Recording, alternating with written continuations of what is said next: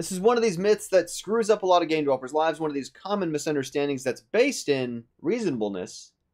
And part of my mission in life is because game development has been such a positive part of every phase of my life, is to try to essentially reduce the casualties, the damage done by this field that I love, which can be such a great thing due to severe misunderstandings. And that misunderstanding today has to do with this idea of targeting the middle and thinking that this is reasonable expectations. And again, it's based in reasonableness, because what happens is game developers see that there's kind of two vastly different ends of the spectrum. There's games that are enormously successful, right? There's your pub goods, Fortnites, Notches, even out of the indie sphere, AAA indies, Witness, etc.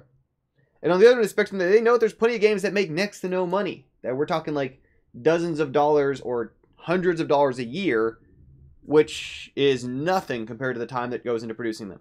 And what winds up happening is that they see those two extremes, and they're being reasonable. They're thinking that, well, okay, I'm not unrealistic enough to think that my game's going to have me be Notch. I'm not trying to make millions of dollars. I have much more modest expectations.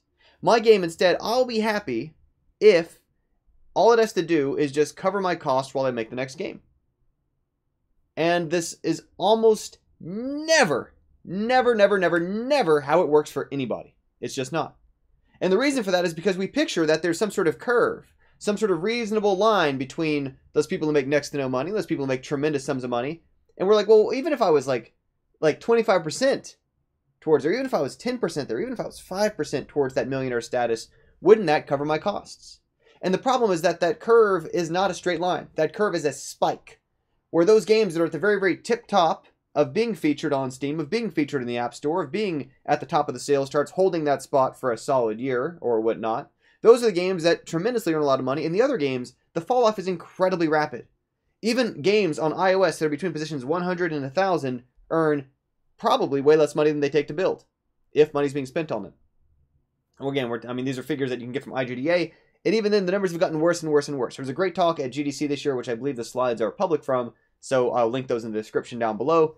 But this is, again, something that if there is steady money coming in, it's not usually coming from your own IP. That's going to be very hit or miss. It's a hit-driven industry. It's almost like, in fact, it's very closely like, if you have a friend in life who's taken the path of studying, and this is not at all to hate on the field, but if they've taken the path of training in creative writing, right?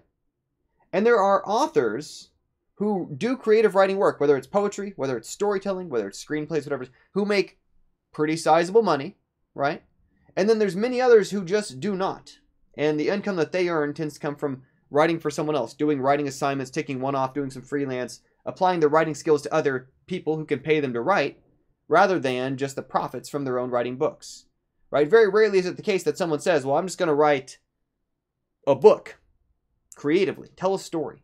And my reasonable expectations is that sales of that one creative story I've written will just pay for my cost of living, my salary essentially, consistently until the next book comes out. And that just usually is not how that works, right? There are multimillionaire authors, and there's people who, again, this is not at all to hate on the profession, it's nature of the work, instead are largely making their money from doing outside work, maybe a day job, maybe writing for, like, say, contract gigs, freelance gigs, writing reviews, writing whatever work will pay for writing, because they've got that writing skill. They're talented wordsmiths. But the income, the salary, is not coming from their last book being kind of mediocre success. Same thing in the music scene. This is, again, I've mentioned this point before because I love the point made by Jared Huntley's got a great talk he did for us for, what was it? Enjoy GameDev. No, it was for GameDev Biz, about the relationship between indie musicians, as opposed to indie game developers, where indie musicians understand that while they're doing kind of touring a few times a year, while they're playing weekend, gigs at bars and whatever, they are also still carrying some of their day job or some of their contract work or something else that pays for their cost of living.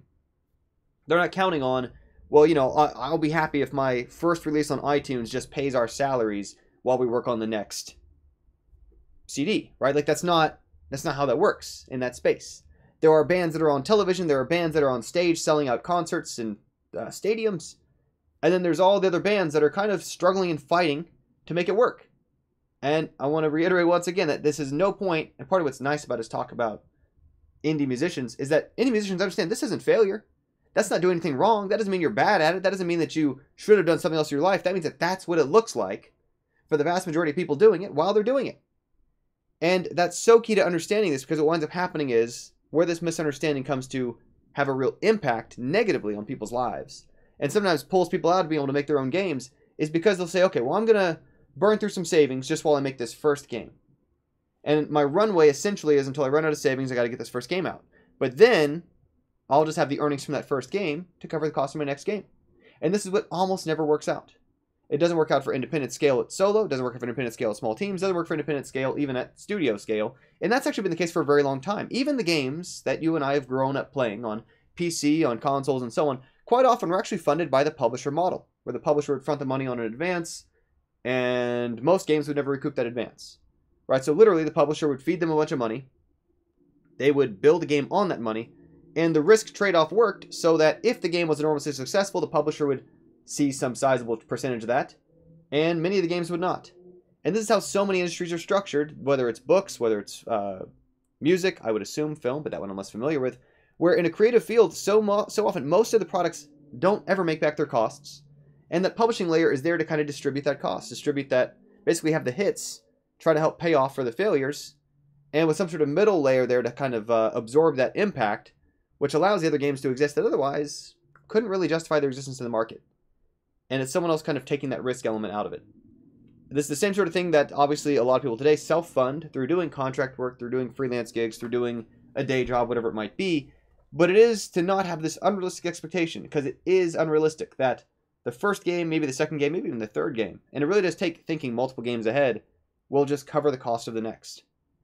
Cliff Harris, or Cliffsky, pretty famously has a great blog article on this as well, and that's from many years ago. Things have gotten worse is one way to put it, more competitive, in which he points out that even as a lifelong, highly accomplished, multi-decades indie game developer with an established market, his own sales pipeline, his own success and visibility and network and so on, even then, he's counting on 6 out of 7 of his games not earning back what they cost. That is that 1 in 7, that even with all he's got going for him, even with all his momentum, he's looking there to try to earn enough back, essentially publisher model, to help compensate for the bets that didn't pay off. Right? That's even at that top level. And so this is what it all comes back to, is this myth of the middle, this assumption that it's a reasonable expectation that the first game, or one of the first few games, or even maybe the first game you put out on Steam, on iOS, whatever, and realistically even, like say, second, third, fourth, whatever, is just going to become salary. Steady money doesn't come from these things. It usually, if anything, it's a spike. That spike quickly falls off. And even between the spike and the long tail, you know, the other example of this, right, is Jake Burkett, Grayling Games, who's actually published through Cliffsky for Shadowhand, gave us good talk for us who was Enjoy GameDev. He's given a similar talk at GDC and other events, where those long tails can kind of add up. But even then, that was a lot of releases over a lot of time across a lot of platforms. It was not one game became the salary, or one game made back the savings lost. And the reason I'll say this is not to discourage anybody. It's to say that, therefore, if you want to plan ahead, if you want to be smart about it, if you want to make sure you're sustainable, if you want to make sure you're still doing this in 5 years, you're still doing this in 10 years in a way that's under your control, and not at the mercy of some outside money, not at the mercy of someone else who's pulling the strings about what you get to build or how, then that comes from being smart about not counting on that first title to make back the costs.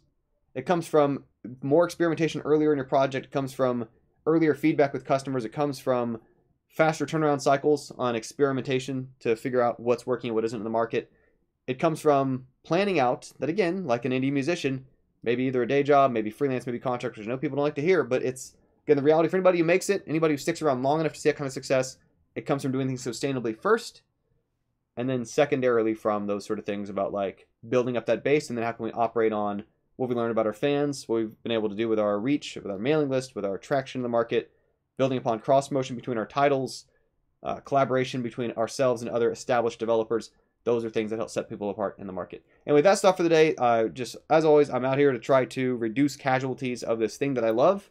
Game development can be such a positive force in our lives. It can help improve our career opportunities. It can help improve our understanding of the world around us. It can help us understand or improve our understanding of ourselves. But if it's not done responsibly, if it's not done sensibly, if it's not done with your eyes wide open, I've seen it do a lot of damage. Trying to mitigate as much of that as I can. Thank you as always for tuning in. Another video for you all tomorrow.